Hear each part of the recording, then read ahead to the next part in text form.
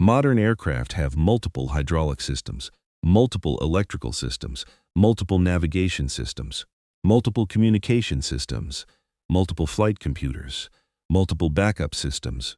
Many aircraft can safely continue flying even after significant failures. Modern jet engines are incredibly reliable. Pilots train continuously in simulators. Aircraft undergo constant inspections. Maintenance procedures are extraordinarily strict. The entire industry is built around preventing catastrophic situations before they occur. And it works. Commercial aviation achieves safety not by preparing passengers to jump out, but by making sure they almost never need to. This philosophy creates far better outcomes than relying on parachutes. Because a parachute is reactive, good engineering is preventative, and that distinction matters a lot. Now you might be wondering about military aircraft, or small airplanes. After all, parachutes do exist in aviation, and in certain situations they work remarkably well. But notice something important. Military jumps are carefully planned. Participants receive extensive training. Aircraft operate under specialized conditions. The environment is controlled as much as possible.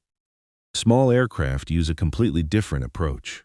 Some modern airplanes use whole aircraft parachute systems. Instead of asking people to jump out, a giant parachute deploys above the entire aircraft. The airplane descends as one unit.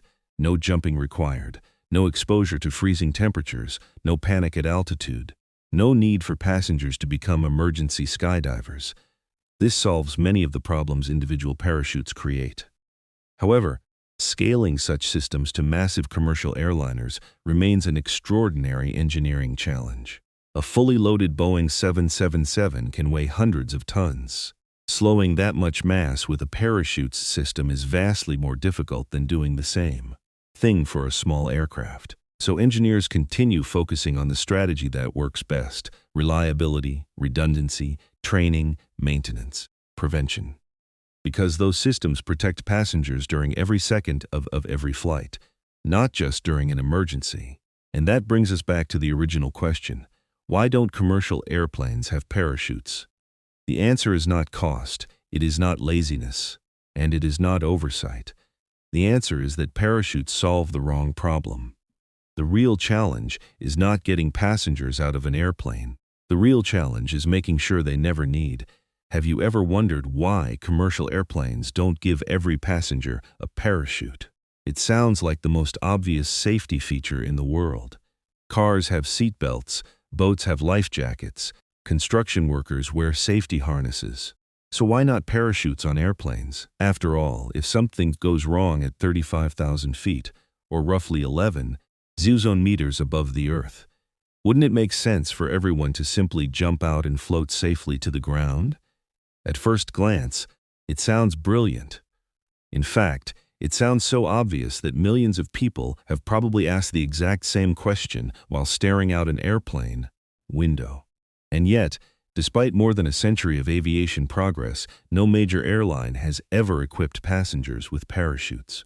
Not because airlines are cheap, not because engineers forgot, and not because nobody thought of it. The real reason is far more surprising. Because giving every passenger a parachute would actually make commercial aviation less safe. Not slightly less safe, significantly less safe. In fact, in a real emergency, a parachute would probably lower your chances of survival rather than improve them. That sounds completely backwards. A parachute saves lives. That is literally what it was invented to do. So how can adding more safety equipment make an airplane more dangerous? The answer involves altitude, freezing temperatures, hurricane-force winds, human psychology, aircraft design, and one brutal reality about commercial aviation that most passengers never think about. Because the biggest danger during an emergency is not the lack of a parachute. It is everything that happens before you ever get the chance to use one. And once you understand the physics involved, you may never ask for a passenger parachute again. Let's start with the image most people have in their heads. An airplane develops a problem. The pilot announces an emergency. Passengers calmly put on parachutes, a door opens, everyone jumps, and they float safely to the ground. Hollywood loves this idea, reality hates it. Because the first problem appears before anyone even reaches the door. Altitude. Commercial airliners typically cruise between 30,000 and 40,000 feet. That is roughly 9,000 to 12,000 meters above the Earth, and that is far higher than most parachute jumps. In fact, many military high-altitude jumps require specialized oxygen equipment and extensive training. At 35,000 feet, the air is incredibly thin. There is only a fraction of the oxygen available at sea level. Without supplemental oxygen, people can quickly become confused, disoriented, or unconscious. This condition is called hypoxia, and it is one of the most dangerous physiological threats in aviation. Pilots train extensively to recognize it. Passengers do not. At those altitudes, a person suddenly exposed to the outside environment could lose the ability to make rational decisions before they even understand what is happening. And that is only the beginning, because temperature creates another enormous problem. Outside a cruising airliner, temperatures often fall below -50 degrees Celsius. That is colder than many parts of Antarctica. Imagine standing in that environment while moving through the sky at hundreds of miles per hour. Breathing becomes difficult. Exposed skin can freeze rapidly, vision can be affected, motor control can deteriorate, and most passengers are wearing ordinary clothes designed for an airport terminal. Not survival at extreme altitude, but perhaps the biggest obstacle is speed. This is where the entire parachute idea begins to collapse. A commercial jet does not travel at skydiving speed. It travels much faster. Most airliners cruise between 500 and 600 miles per hour. That is roughly 800 to 965 kilometers per hour. For comparison, a typical skydiver exits an aircraft traveling around 80 to 120 miles per hour. That difference is enormous. At 600 miles per hour, the force of the air alone becomes dangerous. Imagine sticking your hand out of a car window on the highway. You can immediately feel the pressure. Now multiply that force many times over. The airflow around a jetliner is powerful enough to slam a person against the aircraft structure, tear equipment away, and cause severe injuries almost instantly. Simply stepping outside would be incredibly dangerous. But there is another problem most people never think about. The door. Many passengers assume that in an emergency, someone could simply open the aircraft door and jump. In reality, that is physically impossible at cruising altitude. Most commercial aircraft use something called a plug door. Instead of opening outward like the front door of a house, the door is actually larger than the opening it fits into. Think of it like a cork trapped inside a bottle. Inside the cabin, the air is pressurized so passengers can breathe normally. Outside, the air is far thinner. That pressure difference creates an astonishing amount of force. Thousands of pounds of pressure push the door firmly into its frame. The higher pressure inside the aircraft is literally holding the door shut. Even if a passenger wanted to open it, they could not. Not because it is locked, because physics will not allow it.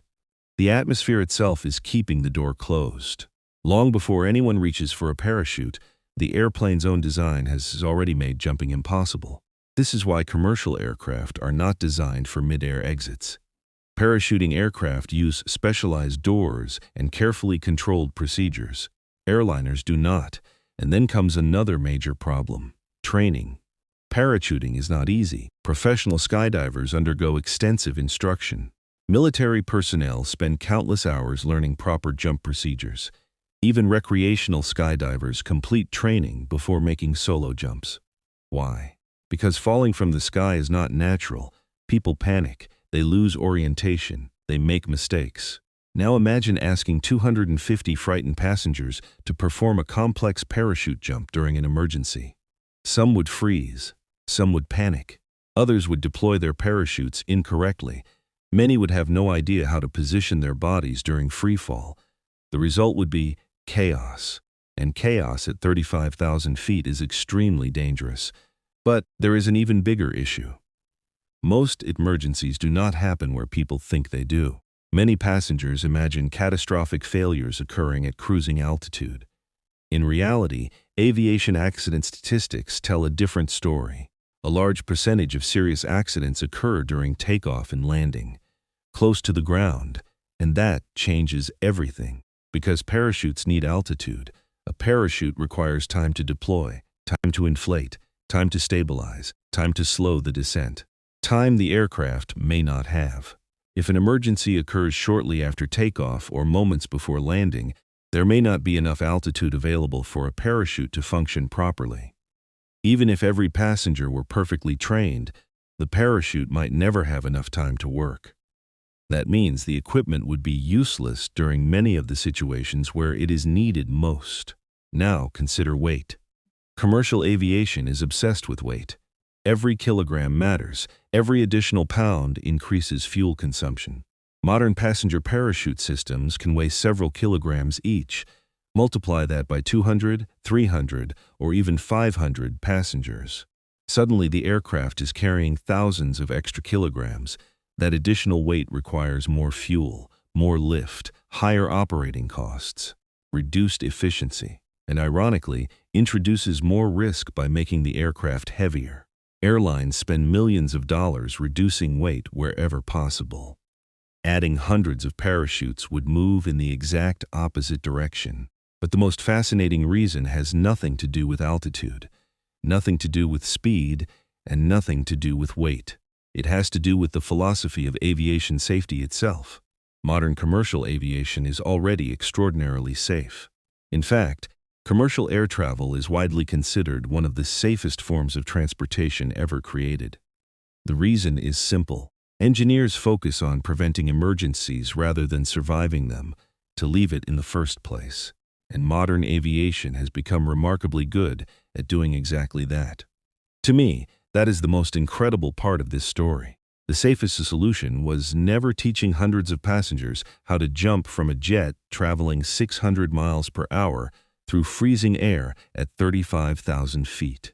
The safest solution was building airplanes so reliable that the situation almost never occurs. Every backup system, every inspection, every maintenance procedure, every training session, every engineering decision, all of it exists for a single purpose: keeping people safely inside the aircraft, not because parachutes do not work, but because staying inside the airplane is almost always far safer than trying to leave it. That is the paradox. The thing that feels safer is not actually safer. And the thing most people never think about is protecting them every second they are in the air. And now I am curious. If commercial airplanes are designed to survive failures without passenger parachutes, what actually happens when a jet engine suddenly stops working at 35,000 feet? Because the answer is far less dramatic and far more fascinating than most people imagine.